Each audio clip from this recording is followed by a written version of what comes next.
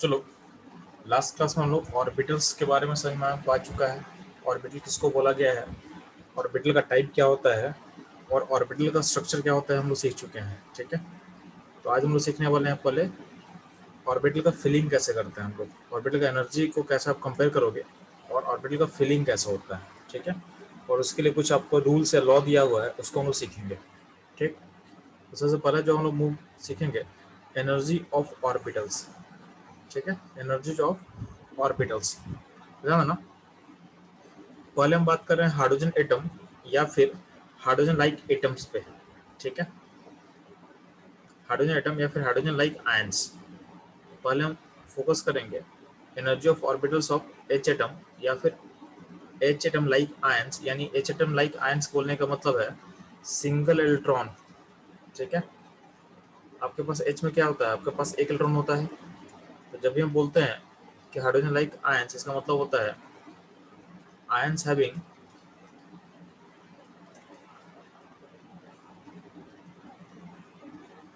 ions having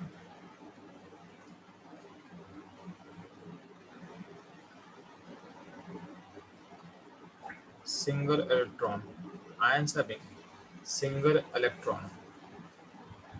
ठीक, ions having single electron. ठीक, अब ध्यान देना, जैसे एग्जाम्पल He+, Li+2, आपके पास He हीलियम में 2 इलेक्ट्रॉन होता है। अगर उसमें से आप एक इलेक्ट्रॉन निकाल दोगे तो क्या बनेगा, He+ आयन फॉर्म करेगा। ठीक है, सिमिलरली आप देखोगे लिथियम में 3 इलेक्ट्रॉन होता है, तो लिथियम में से अगर हम 2 इलेक्ट्रॉन निकाल देते हैं, 2 इलेक्ट्रॉन निकाल देंगे तो कितना इलेक्ट्रॉन बचेगा जी, तो बचेगा आपका एक इलेक्ट्रॉन। सिमिलरली अगर बी में 4 इलेक्ट्रॉन होता है, तो बी में से अगर हम 3 इलेक्ट्रॉन निकाल दें तो क्या बचेगा, एक इलेक्ट्रॉन। तो ये जो हीलियम प्लस आयन है या लिथियम +2 आयन है, या जो B+3 आयन है, ये सारा का सारा इसमें सिंगल इलेक्ट्रॉन होगा। यानी इसका जो बिहेवियर होगा वो हाइड्रोजन एटम की तरह बिहेव करेगा ये। ठीक है, तो जब भी हम बोलते हैं एच एटम या फिर हाइड्रोजन लाइक एटम, इसका मतलब मेरा बोलना होता है single electron system. Energy system में सिंगल इलेक्ट्रॉन होगा। ठीक है, ध्यान देना, जो एनर्जी होता है, तो एनर्जी ऑफ हाइड्रोजन जो एटम का बात कर रहे हैं हम। ठीक है, तो एनर्जी जो होता है हाइड्रोजन लाइक एटम में, ध्यान देना, तो हाइड्रोजन एटम या फिर हाइड्रोजन लाइक आयंस में जो एनर्जी ऑफ ऑर्बिटल्स होता है वो डायरेक्टली प्रोपोर्शनल टू होता है सेल नंबर। यहाँ पे एन लिखा हुआ है ना, यानी बेसिकली एन का मतलब होता है सेल नंबर, सेल या फिर ऑर्बिट नंबर। और इस, ठीक है, सेल या फिर ऑर्बिट नंबर, और इसको हम लोग, इसको एक नाम भी बोलते हैं, इसको बोला गया है principal quantum number, principal quantum numbers. ठीक है, तो इस एन को हम लोग सीखेंगे, ये जो क्वांटम नंबर हम लोग पढ़ेंगे, तो फिर से इसको मैं रिपीट करूंगा, बट आपको पता होना चाहिए एन का मतलब होता है सेल या ऑर्बिट नंबर, और इसी को बोला गया है आपका प्रिंसिपल क्वांटम नंबर। ठीक है, तो जब भी हम बात करते हैं एच एटम या एच लाइक आयंस का, तो उसमें जो एनर्जी ऑफ ऑर्बिटल्स होता है वो प्रोपोर्शनल होता है एन वैल्यू। ठीक है, यानी जिसका एन बड़ा होगा उसका एनर्जी ज़्यादा होगा, जिसका एन बड़ा होगा उसका एनर्जी क्या होगा, हाई होगा। ठीक है, इसका मतलब जैसे यहाँ पे देखो अरेंज कर रहे हैं, तो 1s का जो n है 1 है, 2s 2p, दोनों में देखो n क्या है, दोनों का 2n है, इससे दोनों का एनर्जी बराबर हो गया, दोनों एनर्जी क्या हो गया, बराबर हो गया। 3s 3p 3d, इन सब में क्या है, सबका n क्या 3 है, इनमें सेल नंबर 3 है, तो सारे का एनर्जी क्या सेम है, सारे का एनर्जी सेम है। सिमिलरली अगर 4s 4p 4d 4f की बात करोगे तो इनमें सारे का एनर्जी क्या रहेगा, सेम रहेगा। ठीक है, सेम रहेगा। ठीक, अब ध्यान देना, एक्सक्यूज मी सर, रिश्ता, सर एक पहले का पार्ट मैं लिख नहीं पाई। अच्छा ठीक है, ठीक है, ठीक है। सर एक्चुअली यहाँ पे क्या लिखना है, अट्रैक्शन बिटवीन इलेक्ट्रॉन एंड। अच्छा, यहाँ पे बेसिकली क्या है ना, आपको समझाने की कोशिश किया गया है कि जब भी सिंगल ड्रम सिस्टम होगा, ठीक है, तो सिंगल ड्रम सिस्टम में क्या होता है, आपका न्यूक्लियस में प्रोटॉन्स होगा, और आपके चूंकि सिंगल ड्रम सिस्टम है तो आपके आपके पास इलेक्ट्रॉन यहाँ पे मौजूद होगा। तो यहाँ पे बेसिक जो, यहाँ पे एक ही इंट्रैक्शन फोर्स काम कर रहा है। यहाँ पे न्यूक्लियस का जो प्रोटॉन है उसका चार्ज पॉजिटिव होगा और इलेक्ट्रॉन का चार्ज नेगेटिव होता है, तो आपस में क्या होगा, अट्रैक्शन होगा। तो यहाँ पे लिखा हुआ है कि attraction between electron and positive charge nucleus, ठीक है, उसके कारण ये एनर्जी बिल्ड होता है, ठीक है, और कोई भी इंटरेक्शन फोर्स इसमें ऑपरेट नहीं कर रहा है, ठीक है, क्योंकि सिंगल इलेक्ट्रॉन सिस्टम है तो बस इलेक्ट्रॉन प्रोटॉन से क्या हो रहा होगा, अट्रैक्ट हो रहा होगा, ठीक है, ये इसका मतलब है, ठीक है। तो आपको ये ध्यान रखना कि जब भी आपका हाइड्रोजन लाइक एटम हो या हाइड्रोजन लाइक आयंस हो तो सिंपल सा बात है कि आपको एनर्जी ऑफ सब सेल को बस उसके एन के अकॉर्डिंग अरेंज कर देना है, यानी देखोगे यहाँ पे तो 4s 4p 4d 4f सबका एनर्जी क्या बराबर है, क्योंकि सारे का जो एन है क्या है, सेम है, ठीक। अब ध्यान देना केमिस्ट्री में एक टर्म होता है डीजनरेट, क्या टर्म होता है, डीजनरेट। तो डीजनरेट का मतलब होता है सेम एनर्जी। तो जब भी हम बोलेंगे कि मेरा ऑर्बिटल डीजनरेट है, मेरा ऑर्बिटल्स डीजनरेट है, इसका मतलब होता है कि ऑर्बिटल्स हैविंग सेम एनर्जी, ठीक है, ऑर्बिटल हैविंग सेम एनर्जी। तो डीजनरेट का मतलब होता है सेम एनर्जी, ठीक है। एक टर्म होता है ग्राउंड स्टेट। तो ग्राउंड स्टेट का मतलब होता है most stable stable, most stable state. तो सबका जो सबसे स्टेबल स्टेट होगा आपका उसको बोला गया ग्राउंड स्टेट, और जो सबसे स्टेबल स्टेट होगा उसका एनर्जी लोएस्ट होगा, उसका एनर्जी क्या होगा, लोएस्ट होगा।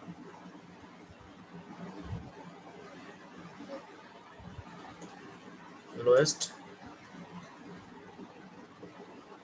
एनर्जी, ठीक है। ग्राउंड स्टेट का मतलब होता है जो मोस्ट स्टेबल स्टेट होता है, यानी इसका एनर्जी क्या होगा, लोएस्ट होगा, ठीक है। अब ध्यान देना अगर हम बात करते हैं मल्टी इलेक्ट्रॉन सिस्टम का, अगर हम बात करते हैं मल्टी इलेक्ट्रॉन सिस्टम का तो ध्यान दोगे मल्टी इलेक्ट्रॉन एटम या आयन होगा तो उसमें ध्यान देना उसमें जो एनर्जी ऑफ ऑर्बिटल्स होता है उसके लिए आपका रूल दिया गया है n+l रूल। क्या बोला गया है, n+l रूल, यानी एनर्जी ऑफ ऑर्बिटल्स होता है वो n+l वैल्यू के प्रोपोर्शनल होता है, ठीक है। जिसका n+l ज़्यादा होगा उसका एनर्जी क्या होगा, हाई होगा, ठीक है। जिसका n+l ज़्यादा होगा उसका एनर्जी हाई होगा, और जिसका n+l छोटा होगा उसका एनर्जी क्या होगा, लो होगा। और अगर आपका जो n+l है अगर बराबर हो जाए, अगर बराबर हो जाए तो उस केस में एनर्जी प्रोपोर्शनल टू होता है n, ठीक है। तो ये ऑलरेडी आपको बताया जा चुका है, ये ऑलरेडी हम लोग इलेक्ट्रॉनिक कॉन्फ़िगरेशन ऑलरेडी इसको लोग कवर कर चुके थे, ठीक है। मैं फिर से रिपीट कर रहा हूँ, आपका हर सबसेल का अपना एक एल वैल्यू होता है, और आपको याद नहीं है तो मैं बस रिमाइंड करवा दे रहा हूँ। आपके पास सबसेल होता है उसका अपना एल वैल्यू होता है, ठीक है। तो सबसेल अगर एस होगा तो एल होगा 0, पी के लिए 1, डी के लिए 2 एंड एफ के लिए 3, एस पी डी एफ हो गया। बात समझ में आ गया। अब ध्यान देना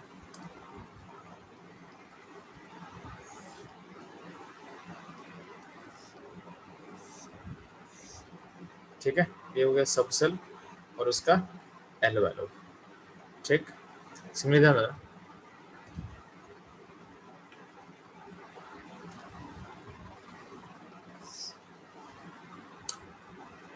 जैसे बोल रहे हैं हम लोग, जैसे बोलेंगे 4s तो इसका n+l क्या होगा, तो जो 4 होता है n होता है, 4 क्या होता है, n वैल्यू होता है, और s का l कितना होता है, s का l होता है 0। तो अगर बोलेंगे 4s का n+l कितना है तो आप बोलोगे 4+0। अगर हम बोलेंगे 3d, 3d का n+l क्या होगा, इसका n होगा 3 और l होगा 2, ठीक है। तो ये आपको समझ में आना चाहिए। तो अगर हम बोलेंगे ऑर्बिटल के एनर्जी को अगर हमको अरेंज करना है और आपका मल्टी इलेक्ट्रॉन सिस्टम है, आप n+l के अकॉर्डिंग सोचोगे। बात समझ में आ रहा है। तो जैसे मान ले कि यहाँ पे इतना सारा ऑर्बिटल्स है, इसको हम अरेंज किया n+l के अकॉर्डिंग, ठीक है। इसमें होता क्या है ना, जब भी मल्टी इलेक्ट्रॉन सिस्टम होता है तो आखिर सिंगल इलेक्ट्रॉन सिस्टम से डिफरेंस क्या होता है, आखिर मल्टी इलेक्ट्रॉन सिस्टम में आखिर डिफरेंस क्या हो रहा है। तो ध्यान देना जब भी मल्टी इलेक्ट्रॉन सिस्टम होगा तो आपका न्यूक्लियस में प्रोटॉन होगा, और जो सेल्स होगा सेल्स में इलेक्ट्रॉन होगा। तो मल्टी इलेक्ट्रॉन बोलने का मतलब मोर देन वन इलेक्ट्रॉन होगा। तो यहाँ पे क्या होगा, यहाँ पे प्रोटॉन और इलेक्ट्रॉन का अट्रैक्शन के अलावा यहाँ जो इलेक्ट्रॉन है आपस में क्या होगा, एक रिपल्सन फोर्स भी होगा इनके बीच में, इलेक्ट्रॉन के बीच में एक रिपल्सन फोर्स भी होगा। इसी कारण जो एनर्जी का जो अरेंजमेंट है वो डिफर करता है। तो यहाँ पे वही पॉइंट आप लिखा हुआ है, mutual repulsion among the electron, ठीक है, mutual repulsion among the electrons, ठीक है। तो ये फैक्टर होने के कारण यहाँ पे जो है आपके रूल में चेंजेज आ रहा है, ठीक है। अब ध्यान देंगे, अगर हम बात करते हैं energy of orbitals in a same subshell, ठीक है, energy of orbital in the same subshell, ठीक है। तो सेम सबसेल में ऑर्बिटल का एनर्जी कैसे कंपेयर करो, ध्यान देना। तो यहाँ पे बात किया गया है, इसमें एक टर्म, एक पॉइंट और आप ऐड कर देना, सेम सबसेल तो होगा, the energy of orbital of in the same subshell of different atom, of different atom, एक पॉइंट एक्स्ट्रा ऐड कर देना, ठीक है। तो हम लोग कंपेयर करेंगे सेम सबसेल ऑर्बिटल में बट डिफरेंट एटम्स में, ठीक है। तो कैसे आपको देखना है, तो ध्यान देना, आपको एक पॉइंट याद रखना है कि जब भी अट्रैक्शन बढ़ता है ना, जब भी अट्रैक्शन बढ़ता है, तो अट्रैक्शन अगर अगर आपके सिस्टम में अट्रैक्शन इंक्रीज हो रहा है तो आपका एनर्जी डिक्रीज होता है। तो अगर अट्रैक्शन बढ़ता है सिस्टम में तो एनर्जी घटता है, ये याद रखना। यानी आपका सिस्टम का स्टेबिलिटी बढ़ता है, जितना एनर्जी घटेगा उतना स्टेबिलिटी क्या होता है, इंक्रीज करता है, ठीक है। और जब भी सिस्टम में रिपल्सन आएगा तो रिपल्सन के इंक्रीज करने से होता है क्या बच्चों लोग, आपका एनर्जी इंक्रीज करेगा और स्टेबिलिटी डिक्रीज करता है। स्टेबिलिटी क्या होता है, डिक्रीज करता है, ठीक है। तो अट्रैक्शन बढ़ेगा तो क्या होगा, एनर्जी घटेगा, स्टेबिलिटी बढ़ेगा, और रिपल्सन बढ़ेगा तो क्या होगा, एनर्जी बढ़ेगा, स्टेबिलिटी क्या होगा, घटेगा, ठीक है। ये ध्यान देना। अब ध्यान देना, इसी के बेसिस पे हम बात कर रहे हैं, ध्यान देना, हाइड्रोजन का, ये देखो energy of 2s, 2s of hydrogen, 2s of lithium, 2s of sodium and 2s of potassium. तो ध्यान देना, सबसे लोएस्ट एनर्जी है पोटेशियम का, 2s का। क्यों, क्योंकि पोटेशियम में प्रोटॉन ज़्यादा है, पोटेशियम में प्रोटॉन कितना होता है, ज़्यादा होता है। तो अगर हम बात करते हैं 2s लेवल पे, तो जितना ज़्यादा प्रोटॉन सिस्टम में बढ़ेगा, जितना ज़्यादा प्रोटॉन सिस्टम में बढ़ता है उतना ही क्या होगा, उतना ही अट्रैक्शन फोर्स जो इलेक्ट्रॉन पे क्या होगा, इंक्रीज करता है। तो जेड, जेड मतलब क्या होता है, एटॉमिक नंबर। तो जेड अगर आपका इंक्रीज करेगा तो प्रोटॉन इंक्रीज करेगा, तो आपके इलेक्ट्रॉन पे अट्रैक्शन फोर्स पे क्या होगा, इंक्रीज करेगा। और एनर्जी क्या होगा, एनर्जी क्या होगा, डिक्रीज करेगा, एनर्जी क्या होगा, डिक्रीज करेगा, ठीक है। तो यहाँ पे ये हो गया आपका, ठीक है। तो जो प्रोटॉन का इंक्रीज है उसको केमिस्ट्री बेसिकली बोलता हूँ जेड इफेक्टिव, जेड इफेक्टिव एक टर्म यूज किया जाता है, ठीक है, इफेक्टिव न्यूक्लियर चार्ज के लिए। तो ठीक है, आपको ये समझ में आना चाहिए कि जितना प्रोटॉन बढ़ेगा उतना अट्रैक्शन बढ़ेगा, उतना ही एनर्जी घटेगा। इसलिए यहाँ पे जो एनर्जी का ऑर्डर अरेंज किया दिख रहा है आपको, तो इस तरह से दिख रहा होगा, ठीक है। सारे एटम का 2s का हम एनर्जी कंपेयर करेंगे, तो जितना एटॉमिक नंबर बढ़ेगा उतना प्रोटॉन बढ़ेगा, उतना अट्रैक्शन फोर्स बढ़ेगा, उतना ही एनर्जी क्या होगा, घटेगा। तो सबसे लिस्ट एनर्जी होगा पोटेशियम का, फिर सोडियम का, फिर लिथियम का, फिर हाइड्रोजन का, ठीक है। ये ध्यान देना। तो यहाँ समझाया हुआ था कि energy of orbital in a same subshell is inversely proportional to Z effective. Z effective यानी आपका जो प्रोटॉन है, इफेक्टिव प्रोटॉन होता है, उसके इनवर्सली प्रोपोर्शनल होता है, ठीक है।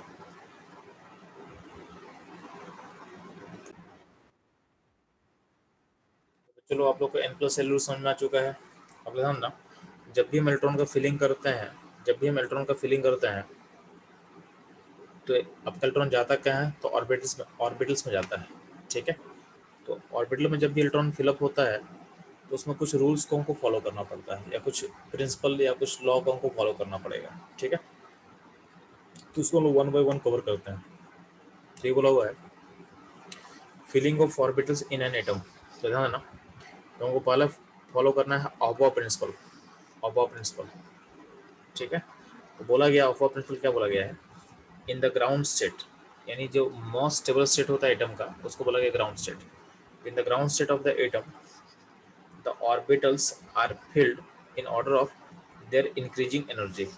सिंपल सा बात है ना, आप पहले इलेक्ट्रॉन कहाँ डालोगे, जिसका एनर्जी लोएस्ट होगा, ठीक है, जिसका एनर्जी लोएस्ट होगा।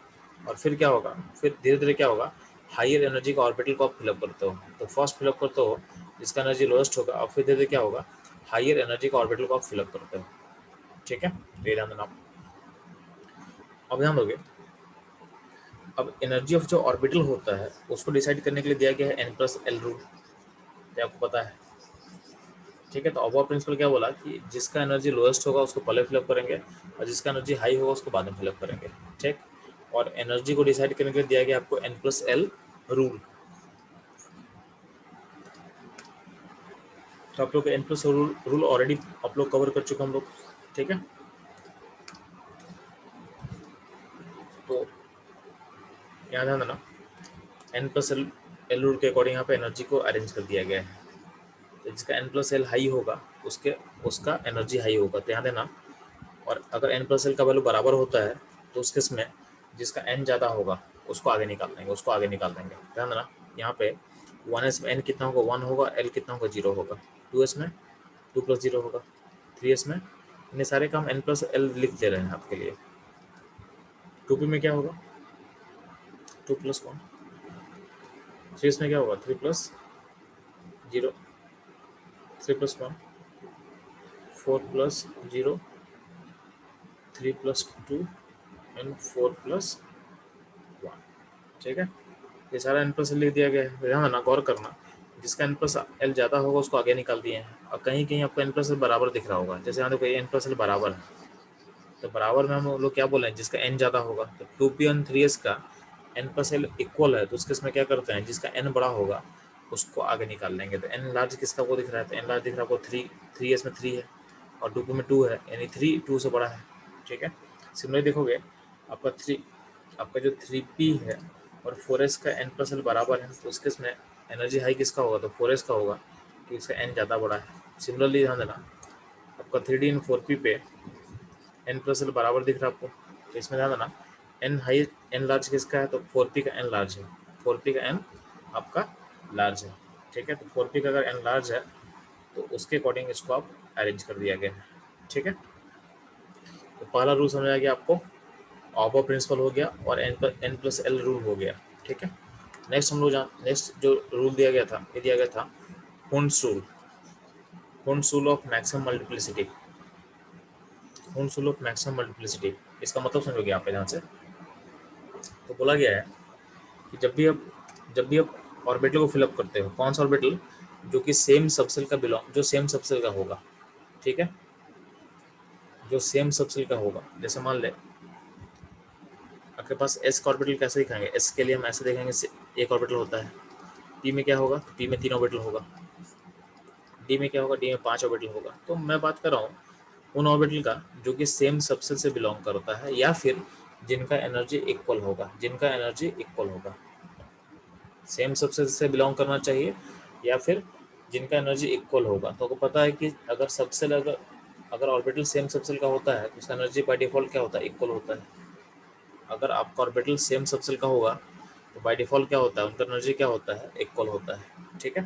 तो ध्यान देना, तो हुंड्स रूल का स्टेटमेंट क्या था, तो हुंड्स रूल का स्टेटमेंट था कि pairing of electron in the degenerate orbitals, ठीक है। डीजेनरेट का मतलब क्या होता है जी, जिसका एनर्जी सेम हो। तो pairing of electron in a degenerate orbital और orbital belonging to the same subshell, ठीक। डीजेनरेट ऑर्बिटल्स मतलब इक्वल एनर्जी, और orbital belonging to the same subshell का मतलब भी क्या होता है, इक्वल एनर्जी, क्योंकि सेम सबसेल का ऑर्बिटल का एनर्जी क्या होता है, सेम होता है, ठीक है। तो आपका रूल क्या बोल रहा है कि pairing of electron in the degenerate orbital या फिर orbital belonging to the same subshell doesn't take place until each orbital belonging to the subcell has got one electron, ठीक है, that is singly occupied। तो ध्यान देना, इसको समझो आप ध्यान से। इसका मतलब है, जैसे मान लें कि एस का बात कर रहा हूँ, जैसे हम बात करें एस का, तो अगर एस में कितना होता है, एक ऑर्बिटल होता है, तो इसमें हम इलेक्ट्रॉन को फिलअप करते हैं। तो अब ऐसे पहला इलेक्ट्रॉन ऐसे आ जाएगा, सेकंड ऐसे जाएगा, ठीक है, बात समझ में आ गया। अब इसको आप ऐसे भी दिखा सकते थे, ऐसा नहीं है, आप ऐसे भी लिख सकते थे, ऐसा कोई बाउंडेशन नहीं है। अब पहला इलेक्ट्रॉन को नीचे दिखा दो और दूसरा ऊपर दिखा दो, ये भी चलेगा, ठीक है। बट नॉर्मली हम इसको पहले फॉलो करते हैं, मतलब ये जनरल कन्वेंशन है कि पहला जो होता है उसको अपवर्ड दिखाया जाता है, बुक्स में ऐसा दिखाया जाएगा, बट ऐसा कोई ज़रूरी नहीं है, आप पहले इलेक्ट्रॉन को डाउनवर्ड भी दिखा सकते हैं, ठीक है। तो ये जनरल कन्वेंशन होता है बस। ठीक है। सिमिलरली बात करते हैं पी का, तो पी ऑर्बिटल में कितना सबसेल, कितना पी सबसेल में कितना ऑर्बिटल होगा जी? तो पी सबसेल में आपके पास 3 ऑर्बिटल होता है, तीनों का एनर्जी क्या होता है? सेम होता है, P X, P Y and P Z. ठीक है।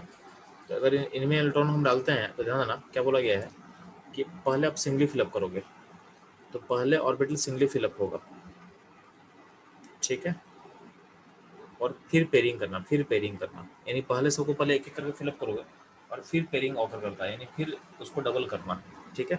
और जब डबल होता है तो विथ उल्टा, ठीक है, तो डबल डबल करेंगे, ठीक है। तो डबल करने के लिए बोला गया है कि इसको रिवर्स करके ऐड करना है, ठीक है। बट ये जो उल्टा करके आप ऐड कर रहे हो, ये होनसुल का स्टेटमेंट नहीं है, ठीक है। होनसुल बस इतना ही बोलता है कि पहले सिंगली फिलअप करेंगे फिर पेयरिंग करेंगे।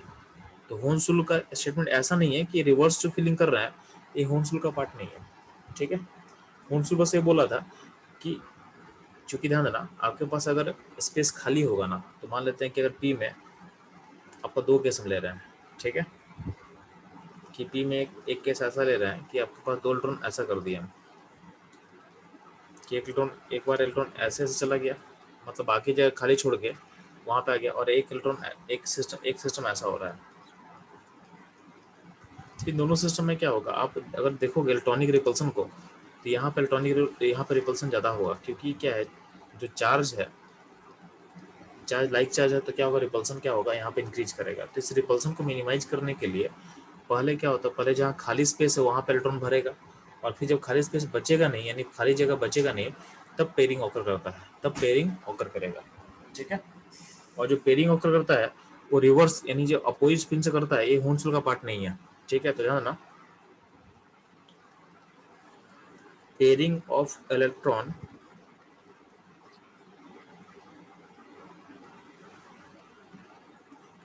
takes place with opposite spin. This is not part of हुनसुल। हुनसुल बस ये बोलता है कि हम पेयरिंग करेंगे। अब पेयरिंग तुम सीधा भी कर सकते हो, तो हुनसुल को फॉलो करो, तो हुनसुल बस ये बोल रहा है कि आपको पेयरिंग करना है जब सिंगली फिलअप कर लोगे तब। तो हुनसुल के अकॉर्डिंग पहले आप ऐसा कर लोगे तो आप ऐसा ही कर देना, ठीक है, तो भी चलेगा। तो हुनसुल बस ये बोला है कि पहले सिंगली फिलअप करने के बाद पेयरिंग करेंगे हम, लेकिन पेयरिंग जो उल्टा से करते हैं वो हुनसुल का पार्ट नहीं है, ठीक है। तो ये गलत है ऑब्वियसली, क्योंकि जब हम पेयरिंग करते हैं तो हमेशा पेयरिंग होता है अपोजिट स्पिन से। इसको हम लास्ट क्लास में समझा चुके हैं कि अगर पेयरिंग अपोजिट होकर करता है तो सिस्टम में एक मैग्नेटिक फील्ड का अट्रैक्शन बिल्ड होता है, यानी सिस्टम में आपको बता चुके हैं कि अगर ऊपर इलेक्ट्रॉन है तो मतलब इसका नॉर्थ पोल होगा, साउथ पोल होगा, और अगर नीचे होगा तो नीचे का नॉर्थ नीचे होगा, साउथ ऊपर होगा, ठीक है। तो पेयरिंग अगर आप अपोजिट स्पिन से करते हो तो उससे क्या होता है फायदा, कि आपके सिस्टम में एक मैग्नेटिक अट्रैक्शन बिल्डअप होता है जो सिस्टम को स्टेबलाइज करेगा, ठीक है। तो ये ध्यान देना। अब ये ध्यान देना कि पी ब्लॉक का जब फिलिंग कर रहे हैं तो ऐसा नहीं है, आप ऐसे भी कर सकते थे, आप ऐसे पी ब्लॉक में आप ऐसे भी कर सकते थे, ऐसा नहीं है। आप पहले पहले जो है पहले नीचे से इलेक्ट्रॉन दिखा दो और फिर पेयरिंग ऊपर से करना, ऐसे भी कर सकते थे, ठीक है। तो ऐसा कोई हार्ड एंड फास्ट रूल नहीं है कि पहले ऊपर फिर नीचे होगा, लेकिन ध्यान देना अगर आप इलेक्ट्रॉन को अगर नीचे दिखा दिए हो तो नीचे ही दिखाना बाकी में भी, और अगर ऊपर दिखा दिए हो तो ऊपर ही दिखाना बाकी में भी, मतलब एक नहीं करेंगे, एक नीचे एक ऊपर नहीं करेंगे, ठीक है। नॉर्मली एक नीचे और एक ऊपर नहीं किया जाता है। तो ये कुछ कुछ जो पॉइंट्स आपको याद रखना है, चेक। अब ध्यान देना, तो आखिर होनसुल का होने का लॉजिक क्या है, तो सिंपल सा बात है कि अगर आपके पास स्पेस खाली होगा तो छोटे से जगह में क्यों इलेक्ट्रॉन्स को आप डालोगे। तो जितना स्पेस खाली है यानी जितना ऑर्बिटल खाली है सबको पहले सिंगली ऑक्यूपाई करेंगे फिर पेयरिंग करेंगे, ताकि आपके सिस्टम में इलेक्ट्रॉनिक रिपल्सन क्या हो, मिनिमाइज हो जाए, क्या हो जाए, मिनिमाइज हो जाए। तो होनसुल का लॉजिक है टू मिनिमाइज इलेक्ट्रॉनिक रिपल्सन, ठीक है। अब ध्यान ना, आपका लास्ट जो पढ़ना हम लोग को है, पढ़ना है पॉलिज एक्सक्लूजन प्रिंसिपल, ठीक है। तो पॉलिज एक्सक्लूजन प्रिंसिपल का स्टेटमेंट का दो पार्ट है, ठीक है। इसे दो तरीके से एक्सप्लेन किया गया है। तो दोनों को समझो। तो पहले नीचे वाला समझा था आपको। तो बोला गया है कि आपके ऑर्बिटल में 2 इलेक्ट्रॉन पॉसिबल है, ठीक है। तो बोला गया ओनली 2 इलेक्ट्रॉन में exist in a same orbital, यानी अगर ऑर्बिटल का बात करते हैं तो एक सिंगल ऑर्बिटल में 2 इलेक्ट्रॉन एग्जिस्ट करेगा और these electron must have opposite spin. तो ये जो अपोजिट स्पिन का जो कॉन्सेप्ट है ये है आपका पॉली स्क्रीनिंग प्रिंसिपल का, ठीक है। तो यहाँ ए होगा तो नीचे होना चाहिए, ठीक है। इससे क्या होगा, आपका रिपल्सन क्या होगा, और कम हो जाएगा, ठीक है। रिपल्सन क्या होगा, और कम हो जाएगा, ठीक है। ये पॉलिश था। अब ध्यान रखना, जो इलेक्ट्रॉन ऊपर होता है ना, जो इलेक्ट्रॉन ऊपर होता है यानी अपवर्ड डायरेक्शन होता है, उसके लिए हम डिफाइन करते हैं M S value. M S value मतलब spin quantum number. M S को बोला गया है स्पिन क्वांटम नंबर। तो जो इलेक्ट्रॉन ऊपर क्लॉकवाइज घूमेगा यानी इसको हम दिखाते हैं अपवर्ड से, उसको हम अपवर्ड से दिखाएंगे, उसका जो एम एस वैल्यू है उसको बोला गया प्लस अप होता है। क्या होता है, प्लस अप होता है। बस इसको आपको याद करना है कि जो इलेक्ट्रॉन अपवर्ड होगा उसके लिए हम प्लस अप यूज करेंगे, और जो इलेक्ट्रॉन डाउनवर्ड होगा उसके लिए हम क्या यूज करेंगे, माइनस हाफ यूज करेंगे। क्या यूज करेंगे, माइनस हाफ यूज करेंगे, ठीक है। ये ध्यान देना। तो ये था पॉलिश का एक्सप्लेनेशन। अब पॉलिश का एक और डेफिनेशन है, उसको हम लोग जब क्वांटम नंबर पढ़ा देंगे आपको तो बताएंगे उसको हम।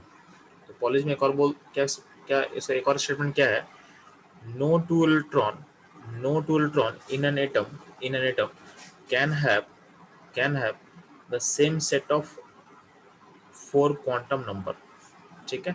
तो no two electron in an atom can have the same set of 4 quantum numbers, ठीक है। तो इस स्टेटमेंट को हम एक्सप्लेन करेंगे वंस आपका क्वांटम नंबर्स टॉपिक खत्म हो जाएगा, तो मैं इसे दोबारा आके इसको मैं एक्सप्लेन कर दूंगा इसका मतलब क्या होता है, ठीक है। तो नीचे वाला स्टेटमेंट है उसको भी लेके आप चलोगे। तो ये रहेगा आपका पॉलिश स्क्रीनिंग प्रिंसिपल, ठीक है। तो यहाँ पे अभी हम लोग क्या क्या पढ़ लिए बच्चे लोग, तो यहाँ पे अफवाह प्रिंसिपल पढ़ लिए, हुनसुल पढ़ लिए हम लोग, और पॉलिश स्क्रीनिंग प्रिंसिपल पढ़ लिए। तो ध्यान ना, ये जो तीनों प्रिंसिपल है ये बहुत इंपॉर्टेंट है। ये आपके एग्जाम में, आपके स्कूल के एग्जाम में आने का हाई चांस रहेगा। तो इसका कोई ना कोई डेफिनेशन पक्का स्कूल में एग्जाम में आपका आएगा, तो इसको आपको याद कर लेना है, ठीक है।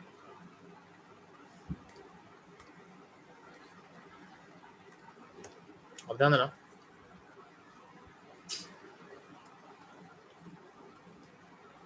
कि जो लास्ट क्लास में डिस्कस किए थे कि जो जो क्लॉकवाइज इलेक्ट्रॉन घूमेगा उसका करंट एंटी क्लॉकवाइज होगा, उसका मैग्नेटिक फील्ड कैसा होता है। तो ये हम लोग जो लास्ट क्लास में डिस्कशन किए थे वही चीज़ यहाँ समझाया हुआ है, वही चीज़ यहाँ पे समझाया हुआ है, ठीक है।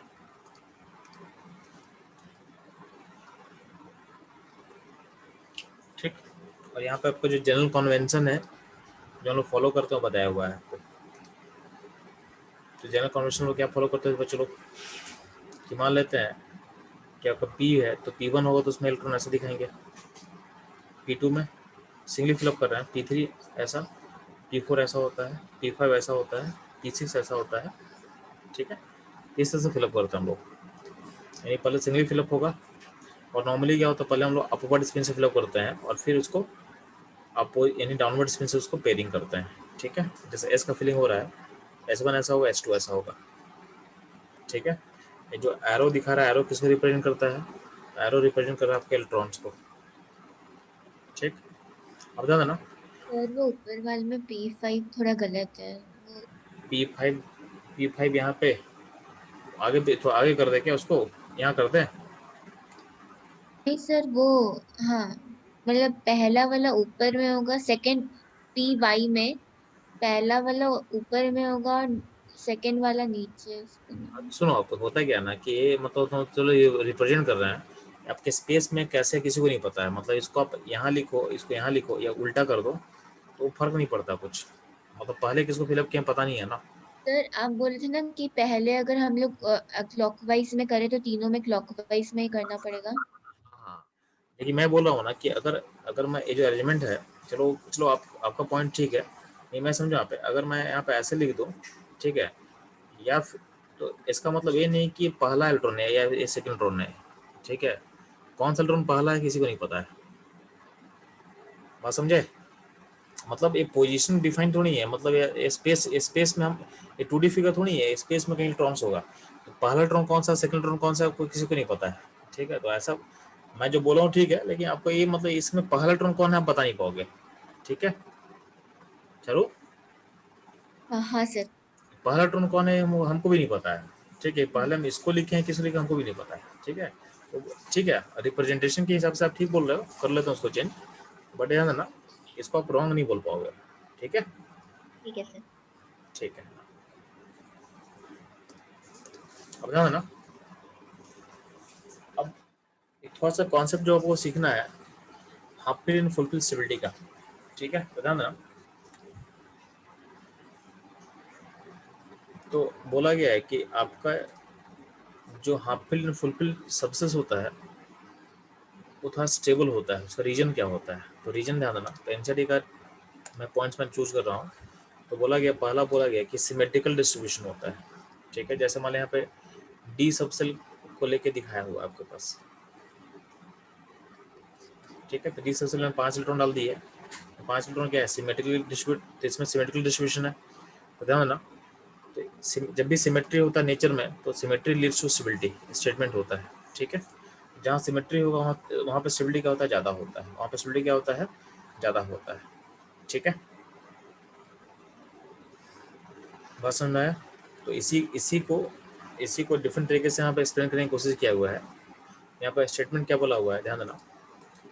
The competitive field or half filled subcells have the symmetrical distribution of electron in them and are therefore more stable, ठीक है। Electron in the same subshell, जैसे बात करें 3D का, हैव इक्वल एनर्जी, ठीक है। तो अगर हम बात करते हैं इलेक्ट्रॉन का, अगर सेम सबसेल में इलेक्ट्रॉन होगा तो एनर्जी क्या इक्वल होगा, but different spatial distribution, but उसका स्पेस में डिस्ट्रीब्यूशन क्या होगा, डिफरेंट होगा, ठीक है। And their shielding of one to another is relatively small, ठीक है। यहाँ पे जो शिल्डिंग का जो कॉन्सेप्ट है इसको हम पढ़ेंगे आपके नेक्स्ट चैप्टर में, तो इसको भी क्लिक छोड़ देना आपको, ठीक है। तो यहाँ पे एक टर्म है शिल्डिंग जिसको हम लोग आगे सीखने वाले हैं, ठीक है। तो बोला गया है कि अल्टीमेटली होता है क्या है कि इनमें इलेक्ट्रॉन के बीच में जो रिपल्सन है वो कम हो जाता है, ठीक है। वैसे क्या होगा, न्यूक्लियस में जो अट्रैक्शन जो फोर्स है वो डोमिनेट करता है और ज़्यादा स्ट्रॉन्गली क्या होता है, अट्रैक्ट होता है न्यूक्लियस से। तो अगर सिमेट्रिकल डिस्ट्रीब्यूशन होता है तो इलेक्ट्रॉनिक रिपल्सन क्या मिनिमाइज हो जाएगा और आपके न्यूक्लियस से अट्रैक्शन फोर्स बढ़ेगा, ठीक है। तो उसका स्टेटमेंट का जो सिंप्लीफाइड वर्जन है वो मैं आपको बता दिया, ठीक है। तो पहला तो कॉन्सेप्ट है। सेकंड होता है एक्सचेंज का, ठीक है। सेकंड होता है एक्सचेंज एनर्जी,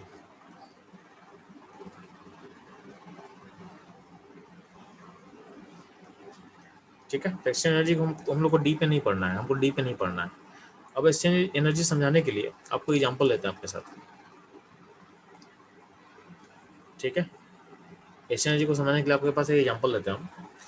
अगर मान लो कि आप लोग इमेजिन करो कि आप लोग एक हॉस्टल में रहने गए, ठीक है, ठीक है। हॉस्टल में, और हॉस्टल में बहुत बहुत सारा कमरा है। तो मान लेते हैं कि हॉस्टल में अगर 10 कमरा है तो हर कमरे में लॉक लगा होगा, जब तक उसमें स्टूडेंट रहने नहीं आएगा लॉक लगा रहेगा। तो मान लेते हैं कि एक स्टूडेंट पहुंचा और यहाँ पर रहने लगा, ठीक है, इसको ऑक्यूपाई कर लिया। तो बाकी तो लॉक लगा हुआ है, ये पहला सिनेरियो हुआ। सेकेंड सिनेरियो में क्या है कि यहाँ पे कमरे हैं, तो कितना कमरा है जी, 3 3 6 कमरा यहाँ पे लिया हुआ, ठीक है, कोई दिक्कत नहीं, 6 कमरा लेते हैं हम लोग। तो यहाँ पे 2 स्टूडेंट पहुंचा, ये पहुंचा और एक और पहुंचा, ठीक है, तो 2 पहुंच गया। अब तो दूसरे का भी कमरा खुल गया। अब देखना ना, ये जो यहाँ पे ये जो पहुंचा है ये तो अकेला है, तो यहाँ तो बाकी जाए तो लॉक लगा हुआ तो कहीं जा नहीं सकता है, उसको बस अपने कमरे में रहना है। यहाँ पे जब दूसरा स्टूडेंट पहुंचेगा तो वो कमरा खुल चुका है, तो अब ये दोनों आपस में गप मार सकता है, ठीक है, ये यहाँ जा सकता है, यहाँ आ सकता है, ठीक है। अब थर्ड सिचुएशन क्या होगा,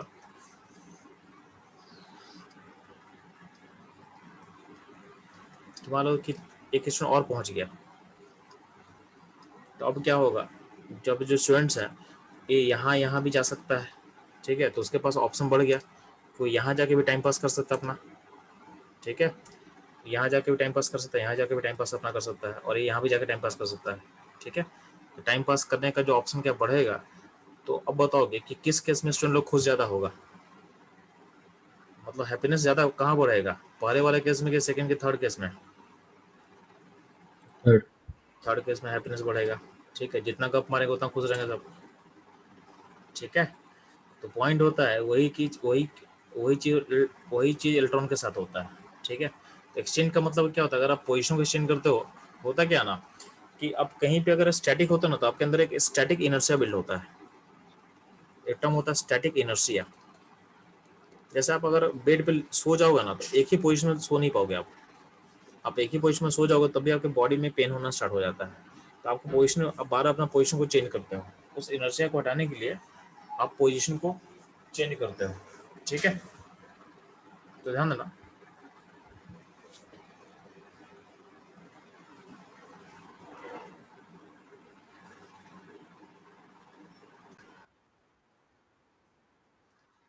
तो चलो हम लोग बात कर रहे थे स्टैटिक इनर्शिया का। तो पॉइंट है कि अगर हम किसी एक पोजीशन में फिक्स हो जाएंगे तो हमारे अंदर एक स्टैटिक इनर्शिया बिल्ड होता है। ठीक है, और हमको अनस्टेबल करता है। तो इसलिए हम लोग अगर अपने पोजीशन को चेंज करते हैं ताकि हमारा स्टेबिलिटी क्या हो, बनता रहे। ठीक है, तो सिमिलरली अगर इलेक्ट्रॉन को अगर एक पोजीशन में अगर बस फिक्स कर दोगे तो उसका अंदर एक इनर्शिया बिल्ड होगा जो उसको स्टेबल नहीं होने देगा। ठीक है, तो ध्यान देना।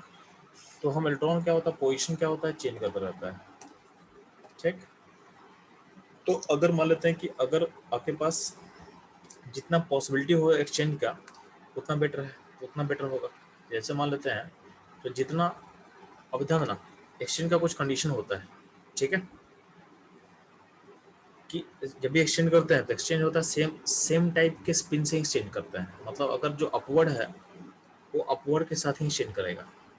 ठीक है, यानी अपना पोजीशन एक्सचेंज करने के लिए स्पिन टाइप सेम होना चाहिए, स्पिन टाइप सेम होना चाहिए।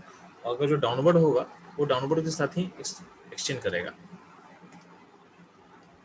ठीक है, वो डाउनवर्ड के साथ ही एक्सचेंज कर सकता है, ये ध्यान देना। तो अगर अगर मानते हैं हम लोग, ध्यान देना, तो अगर मान लेते हैं कि अगर आपके पास सिंगल इलेक्ट्रॉन होगा और हम डी सबसेल का बात कर रहे हैं, डी सबसेल का बात कर रहे हैं, तो डी सबसेल में 5 ऑर्बिटल होता है।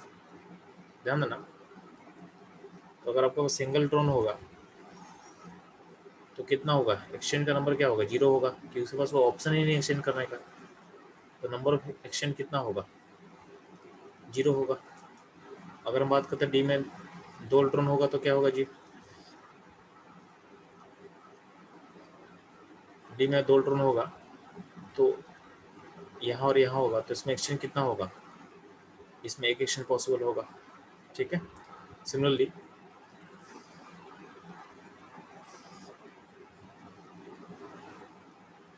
ठीक है, अगर मान लेते हैं कि यहाँ पे 3 इलेक्ट्रॉन होगा तो क्या होगा, ध्यान देना। तो यहाँ से यहाँ जा सकता है, यहाँ से यहाँ जा सकता है और यहाँ से आ सकता है। यहाँ क्वेश्चन कितना, 3 हो जाएगा।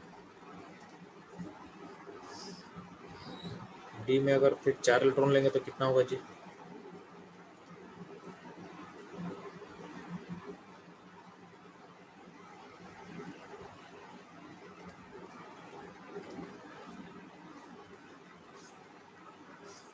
तो यहाँ से 3 एक्सचेंज, इसके लिए यहाँ से ये भी यहाँ है और यहाँ भी जा सकता है।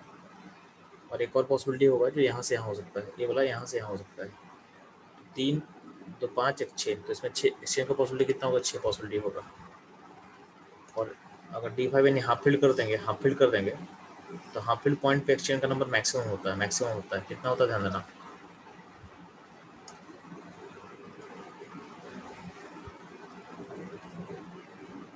तो इसमें इसके लिए 4 ऑप्शन है,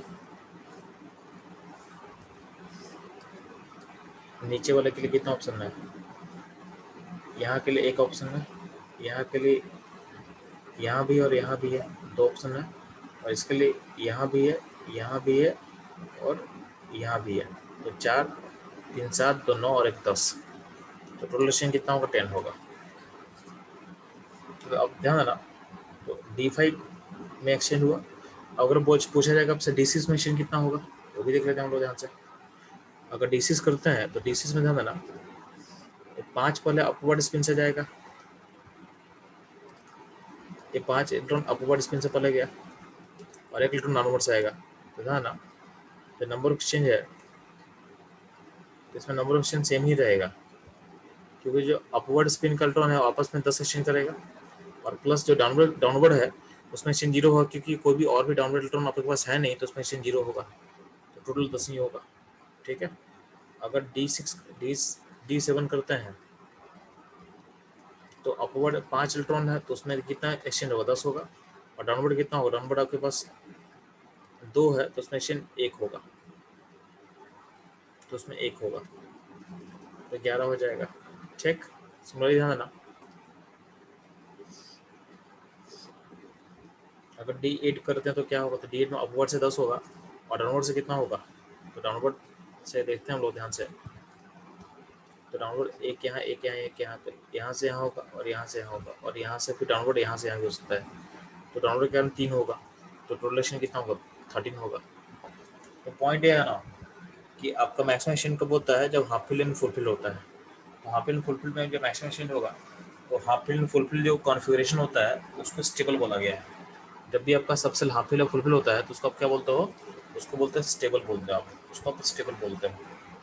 ठीक है, उसको आप स्टेबल बोलते हैं। ठीक है, यहाँ पे कुछ टर्म्स जो आपको पता होना चाहिए। तो बोला गया है exchange energy is the stabilizing effect arises whenever two or more electrons with the same spin are present in the degenerate orbitals of a subcell. These electrons tend to exchange their position and the energy is released due to this exchange, and this is called exchange energy. ठीक है, the number of exchange that can take place is maximum when the subset is either half filled or completely filled, जो कि आपको हम समझा चुके हैं। ठीक है, तो अगर एक्सचेंज एनर्जी मैक्सिमम होगा तो क्या होगा, आपका स्टेबिलिटी भी क्या होगा, स्टेबिलिटी भी क्या होगा, मैक्सिमम होगा। ठीक है, अब ध्यान देना, आप यहाँ से एक पॉइंट और भी नोट कर सकते हो कि कहीं ना कहीं जो एक्सचेंज एनर्जी है is the basis of Hund's rule, क्योंकि हुन्स रूल में क्या बोला गया था कि पहले हमको सिंगली फिलअप करना है। ठीक है, तो सिंगली फिलअप करना विद सेम स्पिन, तो आपको समझ में आना चाहिए कि सेम स्पिन ही, अगर सिंगली फिलअप ऐसे कर रहे हैं और कोई बोल रहा है कि हम ऐसे करना चाहते हैं, ठीक है, एक ऊपर एक नीचे, तो आप बताओगे कि किसमें एक्सचेंज एनर्जी ज़्यादा होगा। इसमें देखो सिंगली फिलअप कर रहे हैं, एक को नीचे कर रहे हैं, तो नीचे क्यों नहीं, मैंने बोला था कि नीचे नहीं करना है, क्यों नहीं करना, उसका लॉजिक समझ में आया। क्यों करे, अब अगर नीचे कर दोगे तो एक्सचेंज एनर्जी क्या होगा, डिक्रीज करेगा कि इंक्रीज करेगा, डिक्रीज कर जाएगा। तो होनसुल में जो मैं बोला था ना कि आपको अगर सिंगली फिलअप करना है होनसुल में विद सेम स्पिन, या तो आइदर अपवर्ड या तो डाउनवर्ड, अगर आप ऊपर नीचे कर दोगे तो दिक्कत क्या होगा, आपका जो एक्सचेंज एनर्जी है वो क्या होगा, घट जाएगा। ठीक है, तो इसलिए बोला गया है कि electron which enter orbital of the equal energy have the parallel spin as far as possible, यानी सेम स्पिन होना चाहिए, या तो अपवर्ड या तो डाउनवर्ड। ठीक है, एक अपवर्ड एक डाउनवर्ड नहीं चलेगा। ठीक है, क्योंकि ऐसा होने से आपका एक्सचेंज एनर्जी घटेगा और स्टेबिलिटी क्या होगा, घटेगा। ठीक है, तो ये और आपको ज़्यादा क्लियर करेगा। ठीक, तो इसको समराइज किया गया है। ठीक है, कि the extra stability of the half fill and full fill subshell is due to relatively small shielding, smaller coulombic repulsion and large exchange energy. ये पॉइंट्स है, ये पॉइंट्स आपको याद रखना है, क्योंकि होता क्या है ना, आपका कभी कभी एनटीए का पेपर्स में, जेईई और नीट में ये सब पॉइंट लिख देगा और बोलेगा कौन सा स्टेटमेंट ट्रू है फॉल्स है, तो वहाँ पे इसको अगर आपको नहीं पता रहेगा तो आप फिर बना नहीं पाओगे आप। ठीक है, ये सब स्टेटमेंट इसलिए याद करना है क्योंकि एग्जाम के ड्यूरिंग में ये सब स्टेटमेंट से क्वेश्चन डायरेक्टली पूछ देगा, क्योंकि एनसीईआरटी से लोग कॉपी कर लेता है स्टेटमेंट्स को। ये सब स्टेटमेंट को आप अपने नोट कॉपी में अच्छे से लिख लेना है कि ये सब पॉइंट्स को, क्योंकि होता क्या है कि ड्यूरिंग एग्जाम अगर स्टेटमेंट से मिस हो जाए एक भी ना, तो फिर आप उसको क्वेश्चन आप अटैक नहीं कर पाओगे आप। ठीक है, तो जो फैक्चुअल क्वेश्चन है, जो फैक्ट्स है, उसको आपको याद करना है। ठीक है, ये ध्यान देना। और एक्सचेंज एनर्जी के बारे में डिटेल्स में हमको नहीं जानना था, तो हमको बस एक छोटा सा बस आइडिया लेना था कि होता क्या है बस। ठीक है, क्योंकि हमारे स्कोप के बियॉन्ड का चीज़ है। बात समझ में आ रहा है, तो ये रहेगा बच्चों लोग, जितना भी रूल्स था, ठीक है, आपके इलेक्ट्रॉन के फीलिंग का, वो सारा आप लोग को समझ में आ चुका है। ठीक है।